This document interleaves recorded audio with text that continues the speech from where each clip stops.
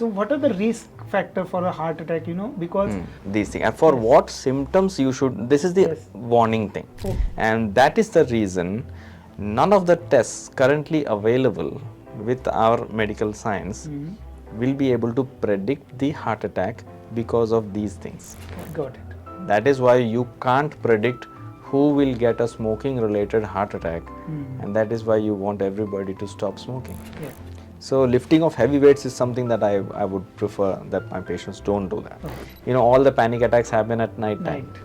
Coconut oil is good food to reduce the cholesterol and all that. Is it true? Now, dietary cholesterol or stop the patient from becoming a patient mentally.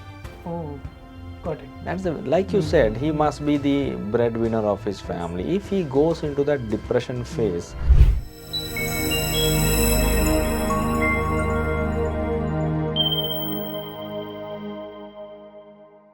Welcome all to the Beyond Healthcare. Today we have guest of honor, Mr. Benny Jose, who is an interventional cardiologist and working since 10 plus years in this industry. So welcome to Beyond Healthcare.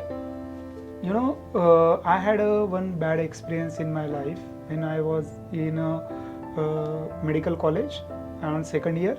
My father got a heart attack.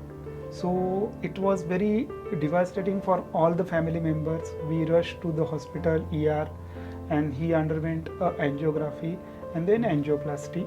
And we are so small at that time that we are failed to have a decision where to choose a doctor, which hospitals we have to go, what medicines we have to take, or what is exactly happening, the financial things, as we are very small at that time. Now we want to explore the cardiac issues and understand what is happening and what precaution and what the common people can do to prevent such issues so that they can be very relaxed and they can manage the thing proper way.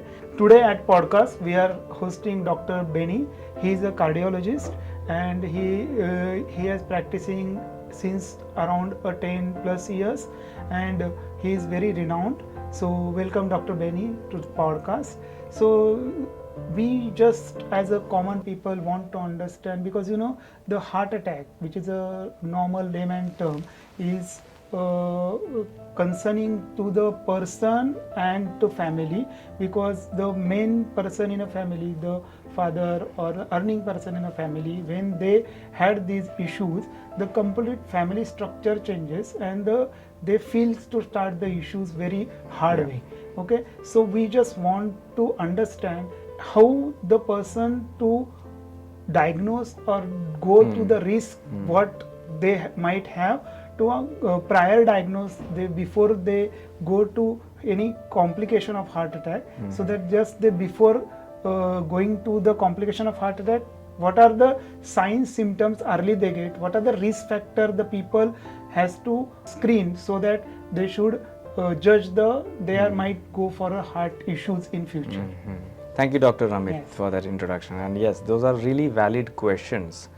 And the only thing that patients actually know about is what is a heart attack. That's the most common terminology that they know about. But the fact of the matter is, heart attack is actually the final culmination of everything. And there is a whole series of things that happen, which takes more than a decade. And there are varying types of symptoms that can happen during this process. So the key nowadays is to have a very strong health check background. That is what nowadays even the most educated people are now into it.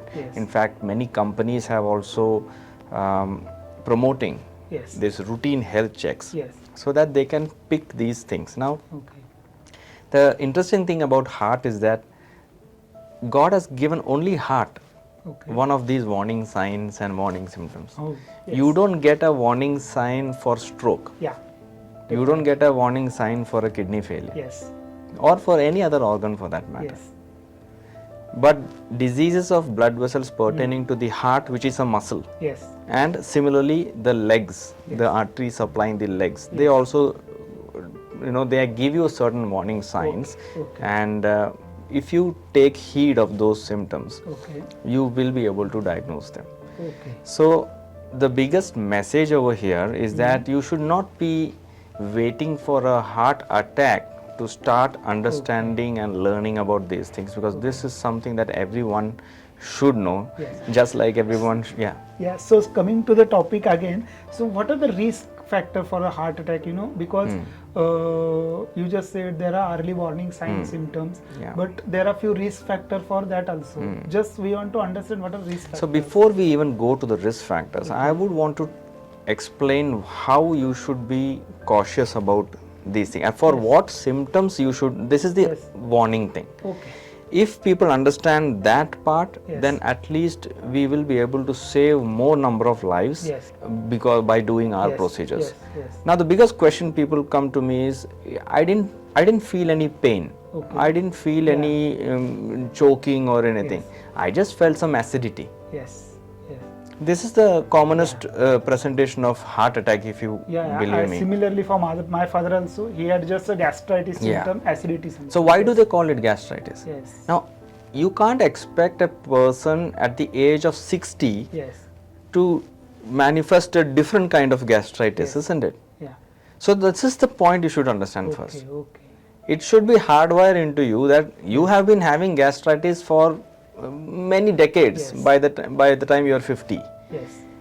But then if you get some new symptom in your heart, and which is not central, which is slightly on the left side, Okay. and which doesn't feel like the usual gastritis, Okay. why would you label that as gastritis? Yes. Got it. The important point here is, if you waste time labeling that as gastritis, you are probably going to lose the function of your heart. Yes.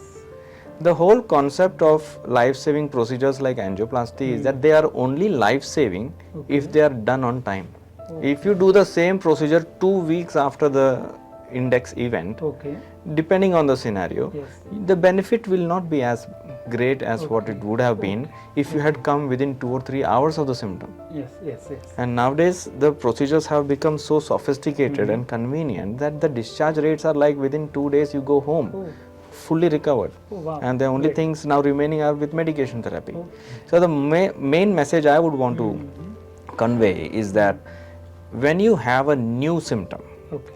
anywhere, Okay. and if it feels different, or if you have not felt that kind of a symptom So ever, can you elaborate the symptoms the other person might feel? One is the gastritis type. no, of no, no. symptom. I don't want to give it a name. Okay. Gastritis is just your Okay. Heartburn what type of symptom. they have told me that it felt like a muscle pain. Oh, it might They be have pain. told me it felt like heaviness in the left Okay. arm.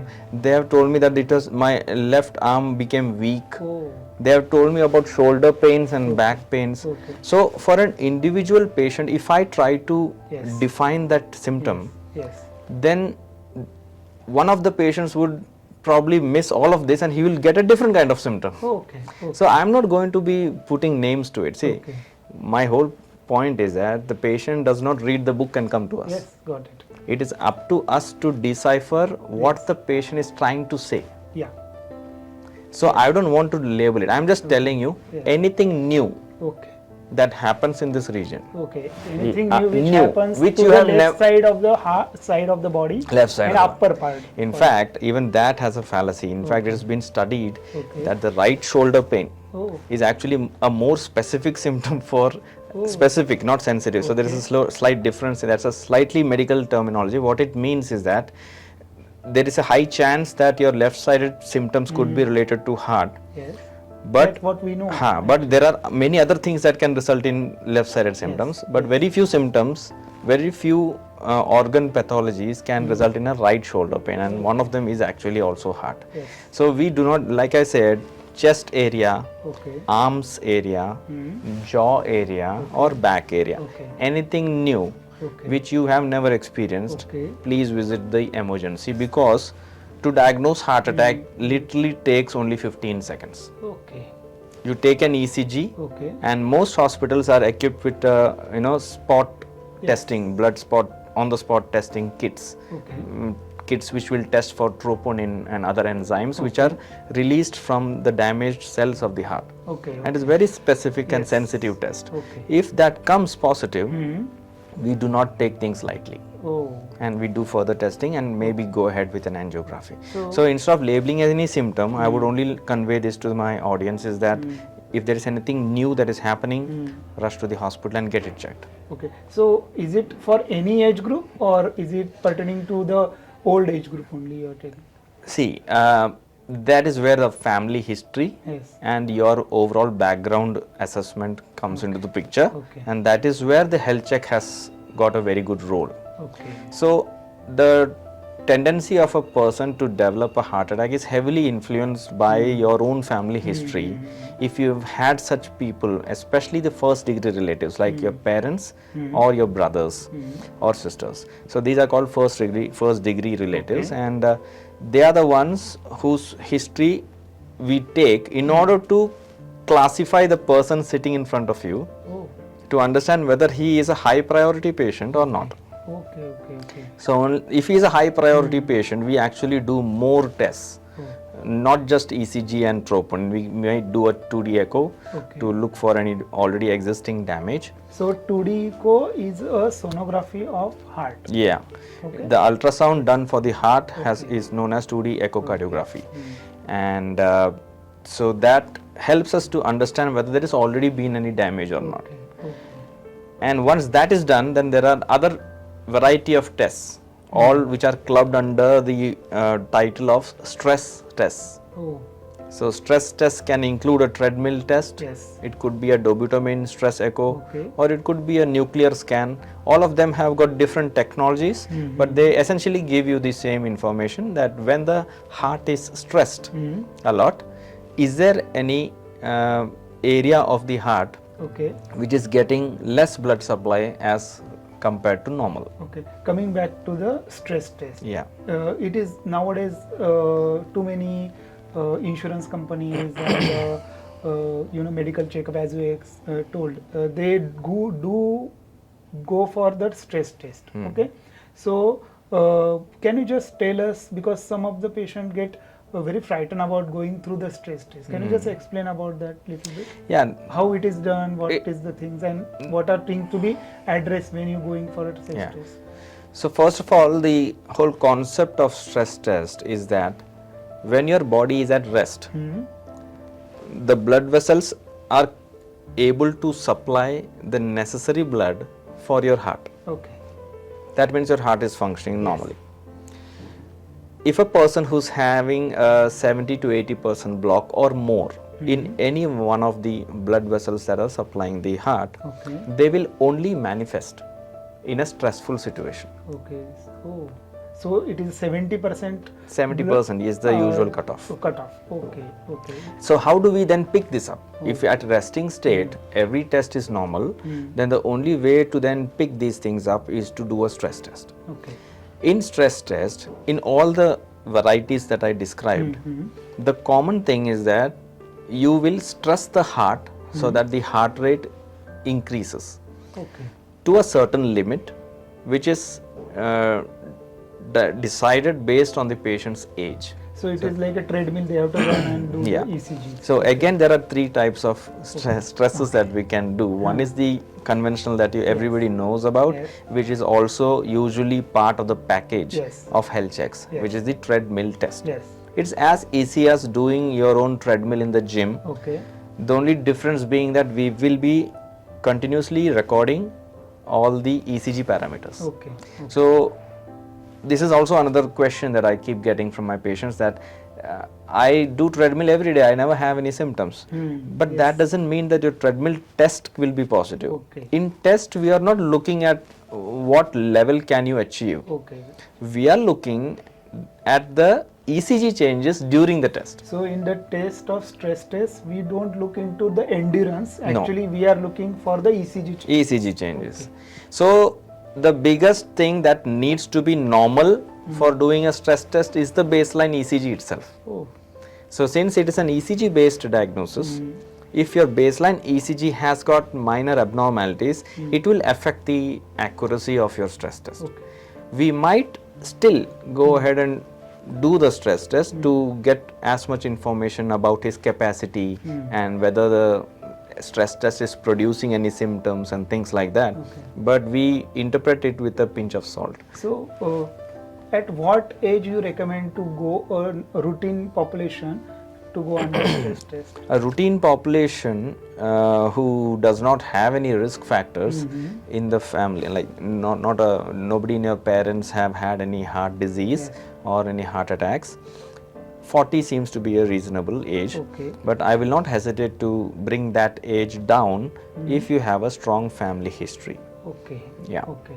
So now one important thing I do address, because I see some patients who had a smoking habit and they get a heart attack, alcohol have a heart attack, and few of them like not even having a smoking and alcohol still has a heart attack. So is it a safe of smoking is safe for the people even they are at high risk for a heart attack? Alcohol is safe for them? How you can interpret for that? Yeah. So smoking has got a very unique relationship to your heart. Okay. What I've been speaking until now is the traditional risk factors Yes. and the development of cholesterol blocks Okay. with age. That is what I've been speaking about when I was telling you that the process of block formation actually starts more than a decade before you even know it, right? But that is for the block formations, and that has everything to do with your traditional risk factors, which includes your age, your male sex, your having diabetes, abnormal lipid profile, blood pressure, family history. But then there are certain unique things in a person's body which can result in a heart attack without even blocks being formed in the blood vessel. Matlab, it will be a new blood vessel, it will be a blood vessel without any blocks, and still a clot can form and result in a heart attack. So I just take a moment to explain the difference between a heart attack and a block. That is where the conceptual difference has to be understood now. So a block is simply cholesterol being deposited on the inner linings of the blood vessel, which gradually progresses and shrinks the inner lumen of the blood vessel. That is what we call about 50%, 60%, 70%, which takes many years to develop. A heart attack conceptually is a sudden blockage, a sudden 100% blockage of any of the blood vessels. Now that sudden blockage happens because one of the reasons is that the cholesterol ruptures. Now, how would a cholesterol block rupture? That is the question that people ask. Well, that's very interesting. I give them the example of how we clear the blocks in our kitchen pipelines. We just flush it off. We flush it off, high pressure. Sometimes we use a vacuum and we change the pressure. That's exactly the principle. Our blood vessels, although they're elastic, they also have a kind of a pressure rating, right?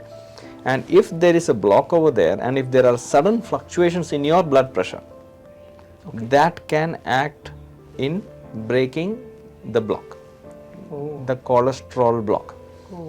Now our blood has got a property. If there is any breakage anywhere, any injury, you get a cut, you get a clot. That is the body's way of healing. And body looks at the cuts in the blocks the same way as an injury. So for the body's blood's point of view, that's an injury and it has to heal it. It starts clotting. It starts clotting inside the blood vessel. Blood thinks that it is doing a favor, but it is actually it is actually blocking the blood vessel and cutting off the supply to vital organs and resulting in a heart attack. That is the problem.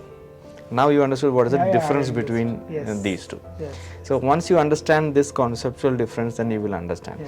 That is where you have to understand the role of smoking and the role of certain special tests that we do in young patients who develop heart attacks. So in young patients who don't have diabetes, don't have cholesterol, we do these tests like homocysteine, lipoprotein A, and of course smoking in that category. So these things have got the propensity to form clots without blocks, without a tear in the blocks. What that means is it makes your blood more prone to clot formation. And it could be any clot, not just the heart attack. It could be pulmonary embolism, it could be deep vein thrombosis, or any blood vessel block. Any vascular issue blocks can be formed. And that is the reason none of the tests currently available with our medical science will be able to predict the heart attack because of these things.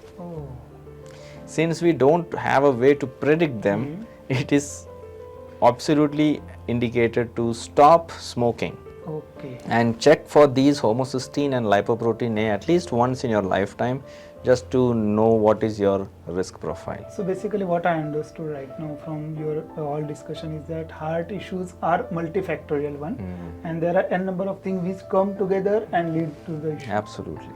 Okay, so now after, if somebody have a heart attack, or somebody want to prevent the further attacks, or want to change their lifestyle so that they should not have a heart attack when they screen the positive for the high risk.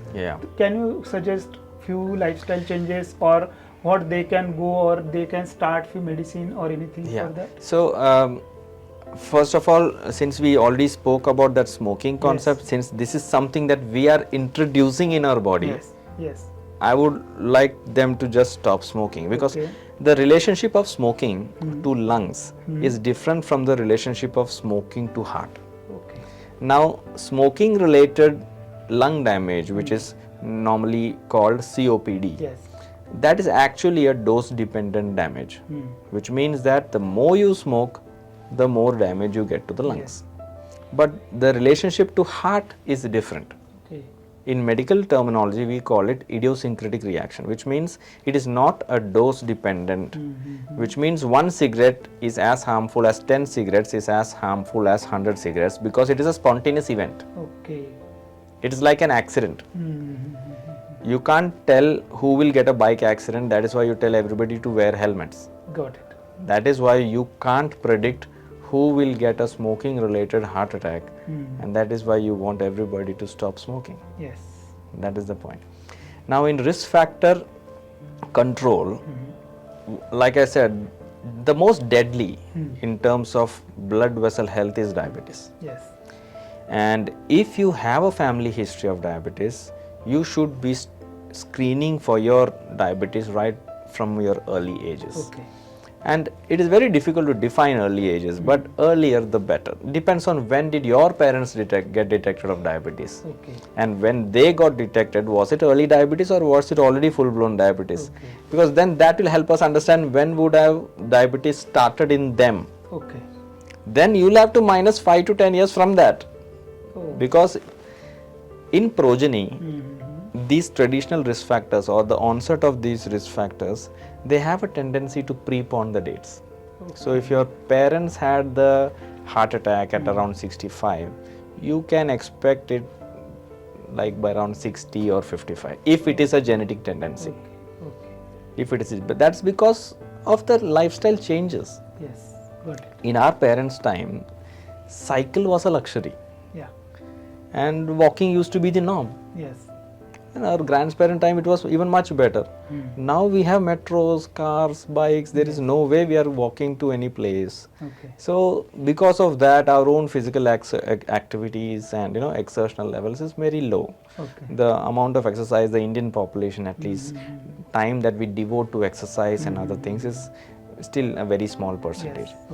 So that is the reason there is, what we have seen is there is a preponement in these things. Plus, if you add all the fast food and things like that, the overweight, obesity that has happened, those things will also affect your early onset of these correctable factors like diabetes, cholesterol, and hypertension.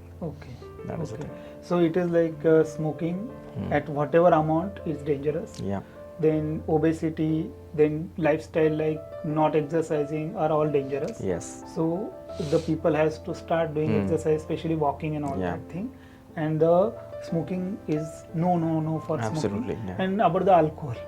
So alcohol, scientifically speaking, has not got a direct relationship to heart attacks per se, but there are certain pumping related problems that do occur in patients who are chronic alcoholics, who have been taking alcohol for more than 10 years, and that too on a very high doses. Like that is usually defined as more than 2 pegs per day kind of a thing. So it obviously will affect the liver. Yes. It itself has carcinogenic effects. The effects on heart have been very controversial in terms of onset of heart attacks. There is no proof that taking alcohol actually increases heart attacks. But then pumping problems are also problems. They will also ruin your lives. So that's the softest of the risk factors, if you ask. If you want to grade all the bad risk factors, with smoking, with alcohol may come last.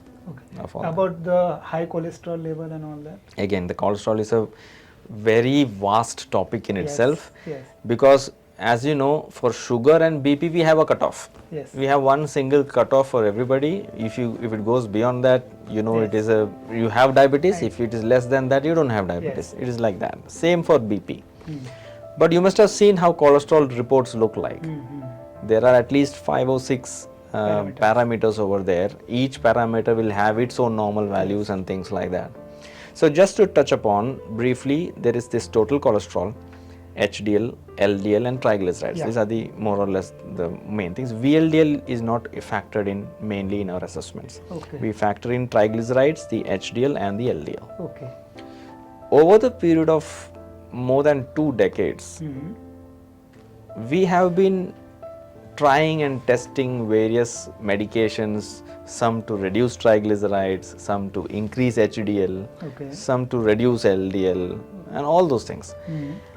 And all medications have failed in preventing the progression of blocks and in preventing heart attacks. All have failed except the statin medications, which are designed to reduce LDL cholesterol, which is what traditionally is known as the bad cholesterol.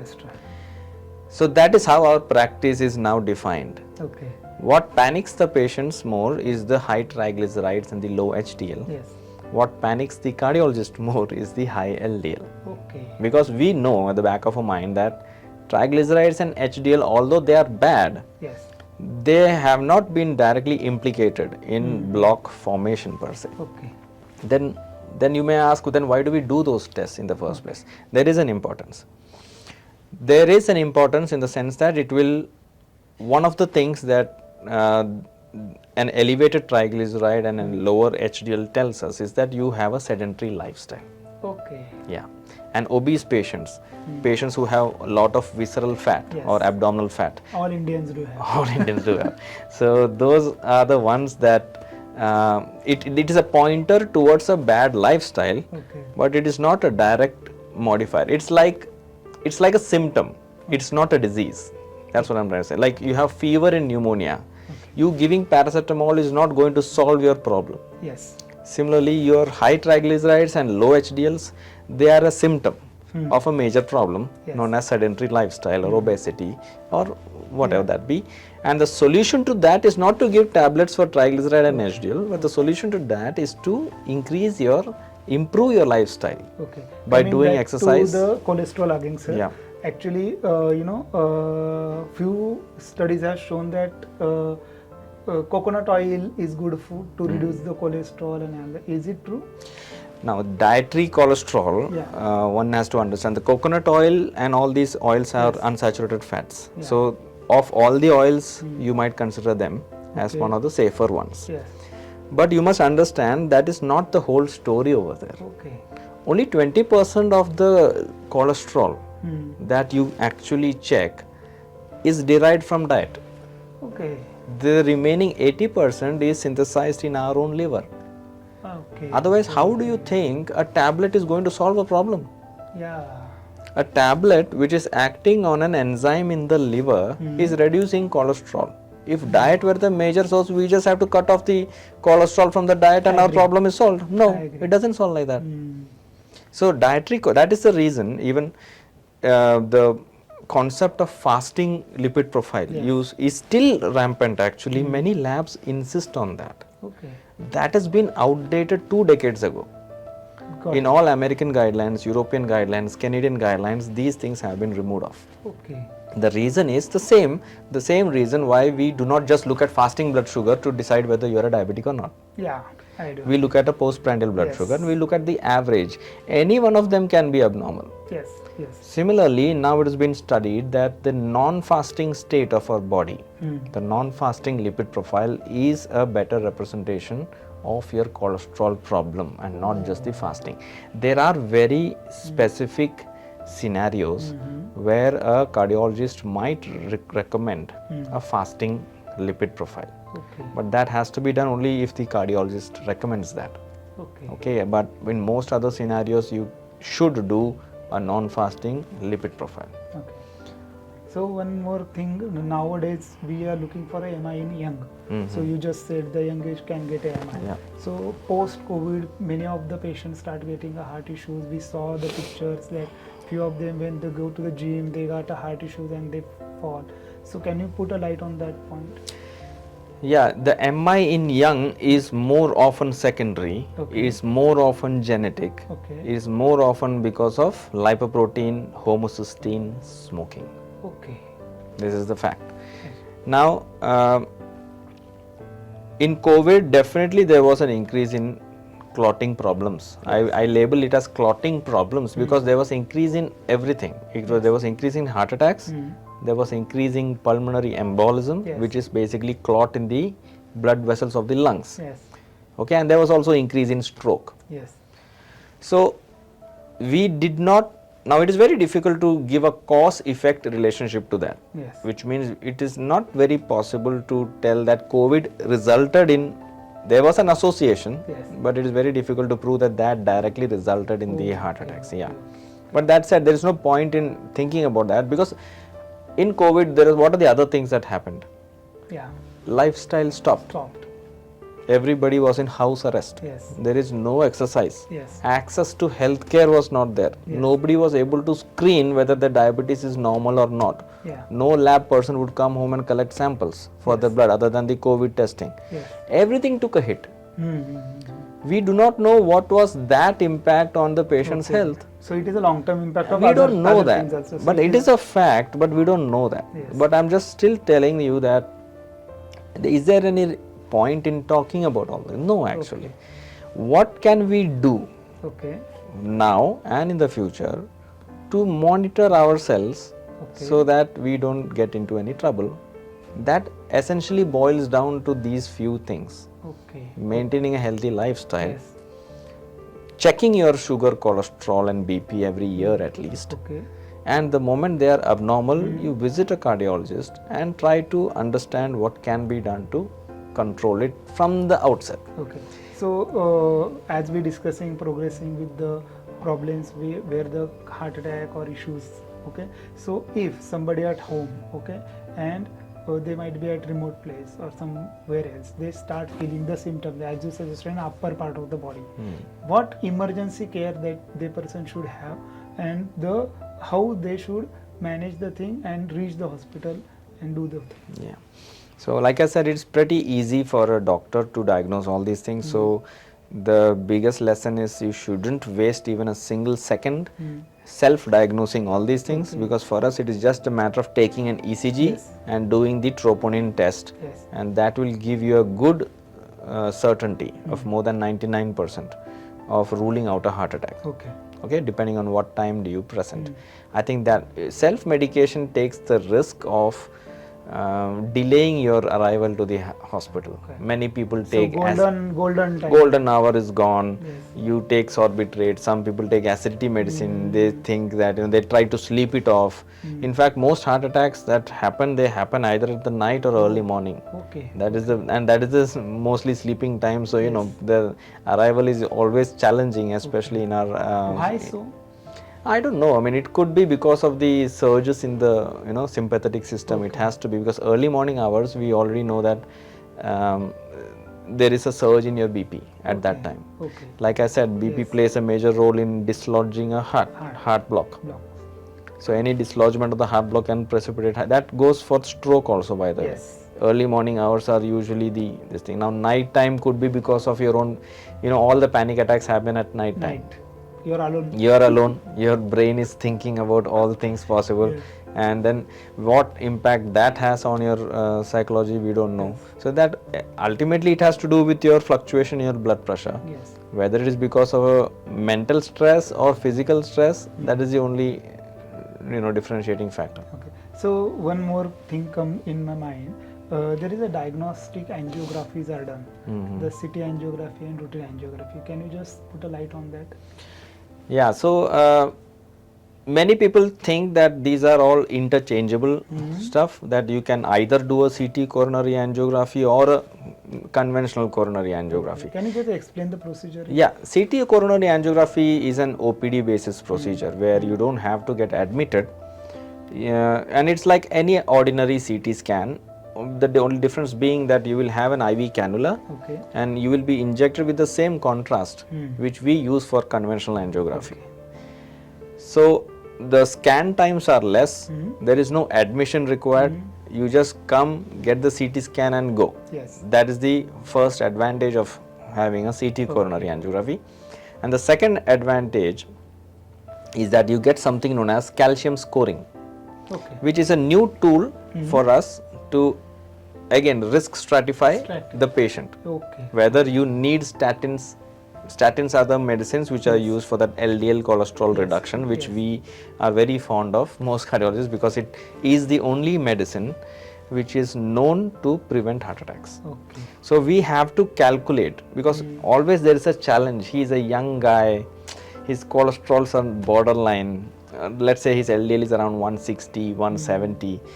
He has some questionable family history. Even for family history, there are actual definitions where your father, if he has had a cardiac event if his age was less than 55, or mother less than 65, only that is considered family. Family history is not a colloquial term.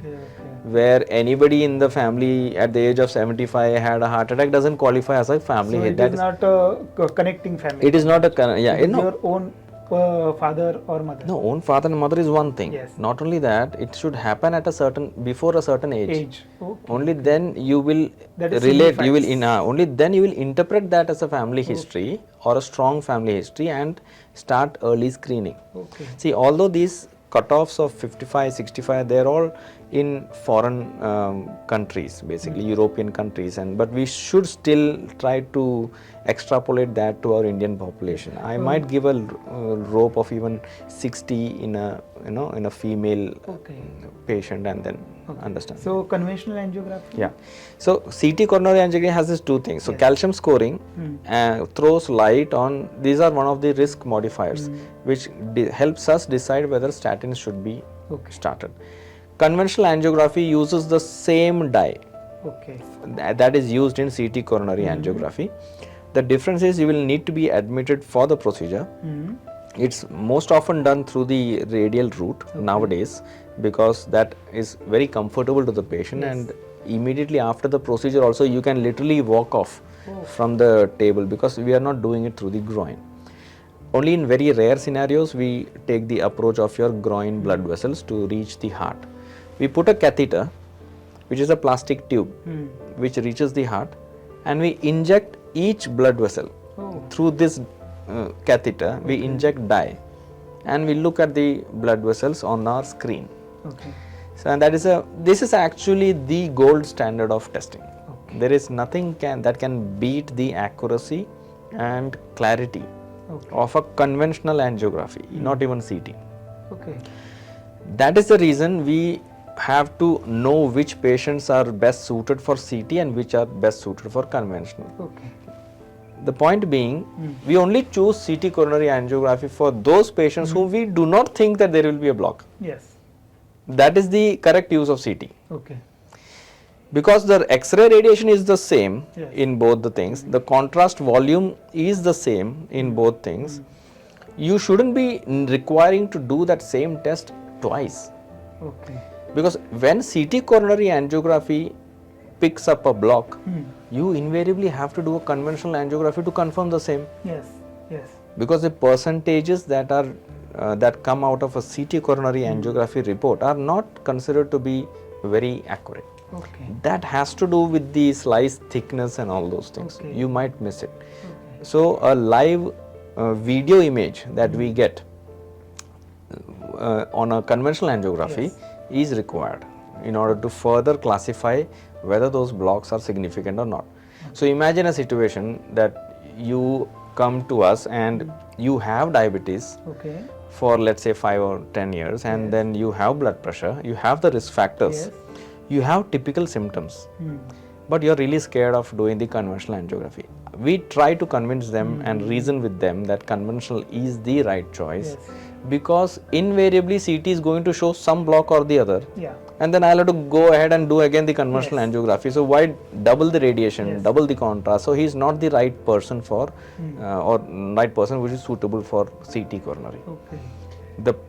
So these patients are usually directly. But on the other hand, if you look at a 25-30-year-old female who has no family history, no risk factors, did a health check, which is the commonest scenario, one of the stress tests came positive. Oh. So if the stress test comes positive, the onus is on us to prove that that is false positive. You can't just leave a patient when the stress test is positive. False positive means? False positive means that the report has come positive. There are ECG changes during stress test. Okay. So now we look at the patient's background. If the patient doesn't seem to have any symptoms during the stress test and even otherwise, and she doesn't have risk factors, there is a good chance, let's say around 10 to 20% chance that these reports could be false. Okay. So these are only screening tests. These are not like the ultimate test which will, if it is positive, it is always blocked. No. Okay. By doing these stress tests, which in the beginning I told you about 3 stress tests, all these stress tests are only telling us which is the ideal patient suited for a conventional angiography. It is not confirming anything. Confirmation is always on a conventional angiography. Okay. But if I think that the chances of him having a block is very minuscule, and if I think that this report may be false positive, then I can do a CT coronary angiography, and if it is completely normal, the patient is also happy. He did not have to go through the trauma of some people. It is a traumatic experience, especially when you're young. When you're young, you need to get admitted, you need to get an angiography done, and that's a whole taboo thing going on. So they want to somehow avoid that. In those patients, this CT coronary angiography is an excellent tool. Okay. Okay. It's an excellent tool, and it gives the information that I need. You are safe both medico-legally as well as medically, and you have proven that this report is false positive because CT coronary did not show any blockages, and you can reassure the patient, and it also gives you another important information. You can tell the patient not to ever undergo a TMT. Oh. Because you already know that the stress test is, she is prone to get a false positive report. If she does that same thing next year again she has to go through the entire process and prove that this is negative, and so that becomes a trauma. Now, in which case obviously the other 2 tests that I told you, the dopamine stress echo or the nuclear stress scan, the SPECT scan, these can be helpful in these patients. But anyway, the other 2 tests are not routinely done. They can't be implemented. So in these kind of patients who keep getting false positive reports, we ask them to refrain from doing any of these tests and just follow up with the cardiologist, who will then recommend at the right time, whenever it needs to be done, which test needs to be done. So that way we can focus or tweak the medication or the treatment that needs to be done. So after doing angiography, if suppose patient got a blocks, so how many blocks to be screened, or are they all of them have to do angioplasty or cardiac bypass surgery, or they can be with the block with the medication? How can you segregate that? So the most important thing a cardiologist needs an answer to is that what is the risk of heart attack for the patient, and what is the symptomatology of the patient. There are only 2 purposes for which we think about removing the blocks. I'm just saying removing the blocks as a general term. We'll talk about angioplasty and bypass surgery later. So the first pertinent question here is, do we need to remove the blocks? That is the most important question. Yes. In fact, those questions have to be answered before you get an angiography done. Okay. That is where the stress tests are important. Okay.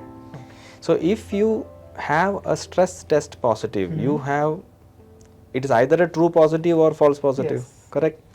And you do a conventional angiography and you, let's say, found one or more blocks which are more than 70 to 80%.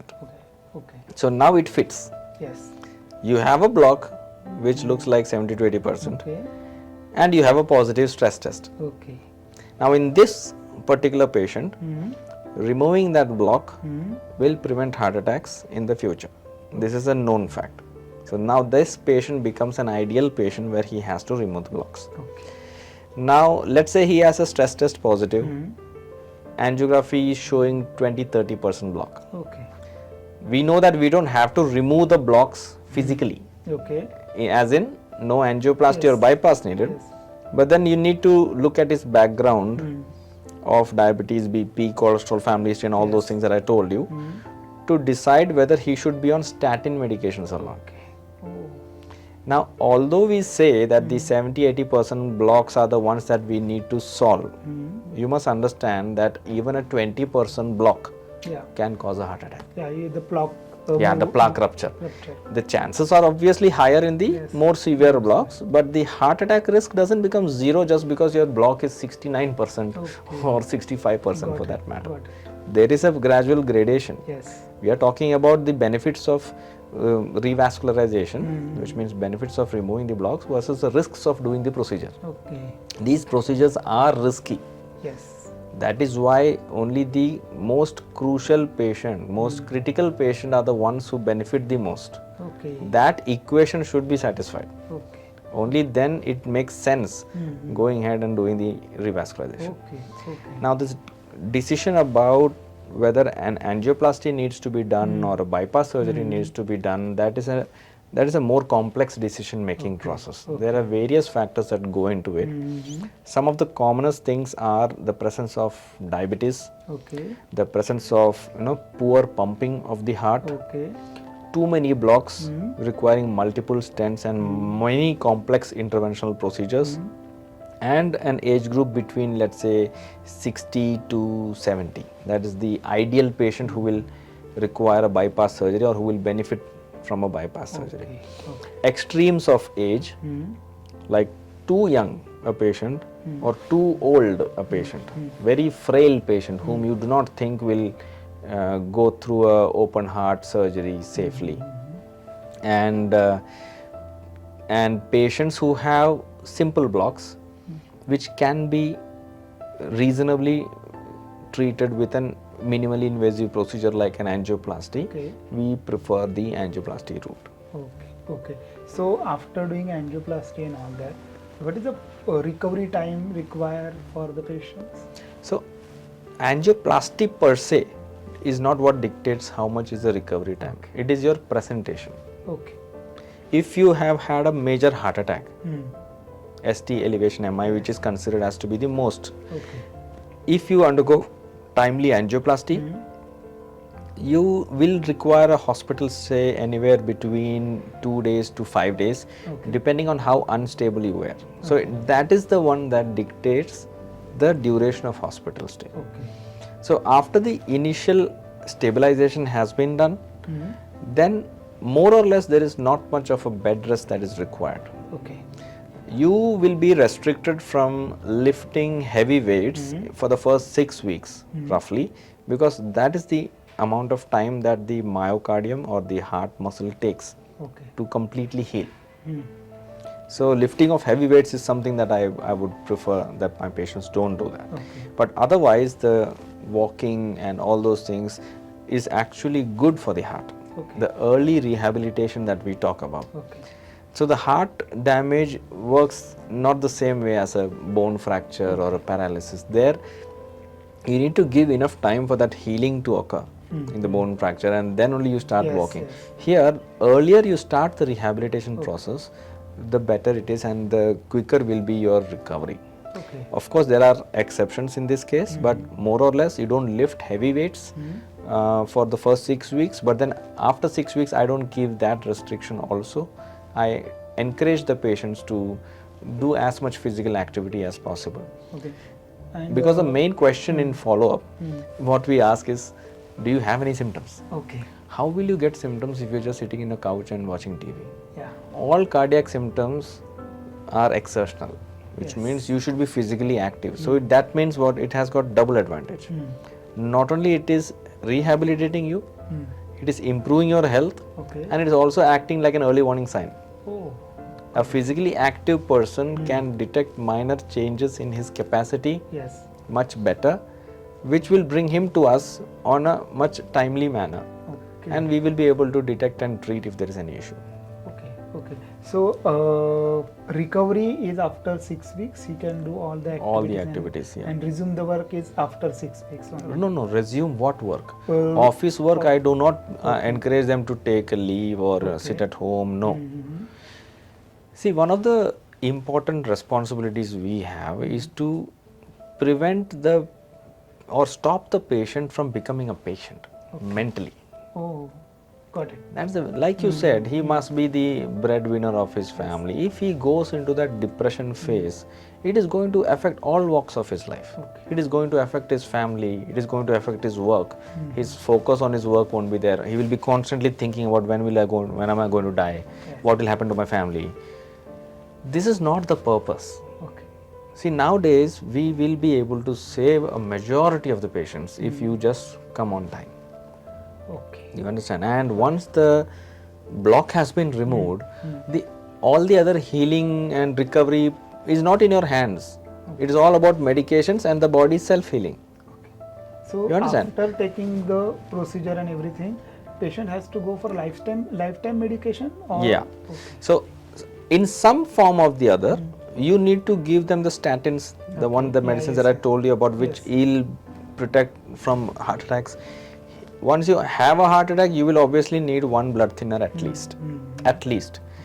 Immediately after a procedure like an angioplasty or a bypass surgery, you will need to be on double blood thinners for variable amounts of times depending on the classification. That is a medical thing that we do decide at the time. So, but yes, some form of the other, some medications have to be continued for the rest of the life, just that the dosages and the strength of the medicines gradually will be tapered Okay. in future follow-ups with the cardiologist. So it is depend on the situation the patient comes, then the procedure underwent, the risk factor he has, on that it depends on how many medicines and how what he can take. Correct. So the angioplasty, like I already told you, will take 2 or 3 days in hospital, but bypass surgery for obvious reasons might take more than that in ICU, and even a significant more number of days in a ward to rehabilitate and the wound healing.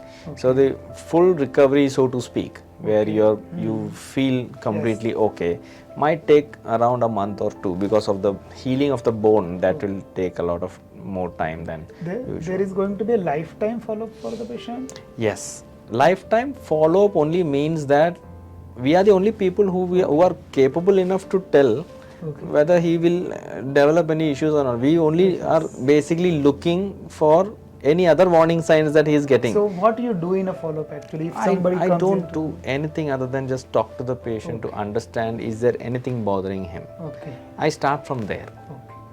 You don't have to do anything much if the patient is physically active. Okay.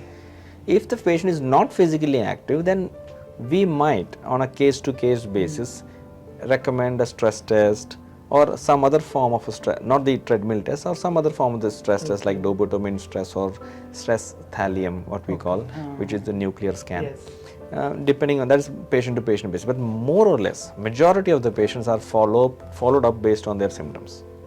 So if you are a physically active person and if you are able to do every single activity, I cannot improve your quality of life if you are already having 100% quality. Okay. So even after doing the angioplasty or bypass, as a person can do a physical activity good enough and go to the gym? Yes. Okay. And that is the purpose. It is not can I. Okay. That is the purpose. Okay. If I couldn't have given you that quality of life, I would have rather asked you to just sit at home and do nothing. Got it. you are doing something Yes. to improve the quality of life. Yes. So after doing that, Yes. you are supposed to be enjoying that life. Yes. Yes. That is the point. The caveats I have told you, after heart attack, what is the rest period? Yes. But after an elective angioplasty, there is basically no rest period. It is an Okay. elective angioplasty. If everything has So gone what smoothly. is elective angiography? So elective angioplasty is basically how we check that stress test, that was Okay. routine checking, or if the patient has got very gradually, slowly developing symptoms over a period of many months to years, he's been developing some kind of a chest symptom when he climbs upslope or when he climbs stairs Yes. or when he does any physical exertional activity like gym. Hmm. And if we diagnose him using any of these stress Okay. tests, that there is something positive, Yes. and if the angiography shows a block, Okay. so there is no 100% anywhere. Yes. So he has not underwent a heart attack. Okay. He has been detected of a 70-80% block. So it is a prior detection before. It's a prior detection before the echo picks up any damage or before you have lost the function of your heart. So as you said, there are stents used to in a angioplasty. So the outcome of the person vary with the quality of the stent. Okay, that's a good question. I mean, earlier we actually had different types of stents. Okay. So, and we used to use different types of stents in different affording patients. Like if the patient didn't have the financial affordability, we would have given a non-medicated stent in the past. Yes. And the medicated stents were very expensive and so used to be very selectively used in the affording class. Two things have changed. One is the Indian government's rule that they have standardized all the stent prices. So the stents affordability is now not a question. And that is the reason the non-medicated stents have literally gone off market. Okay. So we only have in our country the best stents now available from the best companies, all at the same price. So we are now, that's a great thing for the Yes. Indian population, because now affordability, they always get the best. Okay. And those stents, many of the foreign stents, they are FDA approved. Some of the Indian stents are also coming up, which are trying to get the FDA approval. Oh. So FDA is Food and Drug Administration in US, Yes. which standardizes the quality of the stent, and that is actually a big thing, because in India those standardizations are not so strong. But if you get a US FDA approval, that is a quality mark, and so that is the kind of thing that even a common man is now able to afford. So nowadays, whatever stents we have, all stents are medicated. Medicated stents. So there is no difference in a quality of the stent. Yes. Okay. Okay. Thank you, Dr. Veni, actually, and you have explained so well, and you have given so vast knowledge to us. Thank you for coming on. Thank you, Ramit. Thank you so much.